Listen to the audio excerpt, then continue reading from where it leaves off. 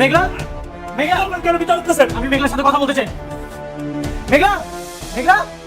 তুমি তুমি এখানে আইছো কেন? হ্যালো বন্ধুরা, আজকের ভিডিওতে আপনাদের জানিয়ে দেব এই গরিব ঘরের রাজপুত্র নাটকের 38 নম্বর পর্বটি কবে এবং কখন আসবে। তার আগে গাইস, এখনও যারা এই গরিব ঘরের রাজপুত্র নাটকের 37 নম্বর পর্বটি দেখেন নাই তারা অবশ্যই তাড়াতাড়ি করে কারোহিম ইউটিউব চ্যানেলে গিয়ে নাটকটির 37 নম্বর পর্বটি দেখে নিন। গাইস, এখন আমি আপনাদের জানিয়ে দেব এই গরিব ঘরের রাজপুত্র নাটকের 38 নম্বর পর্বটি কবে এবং কখন আসবে।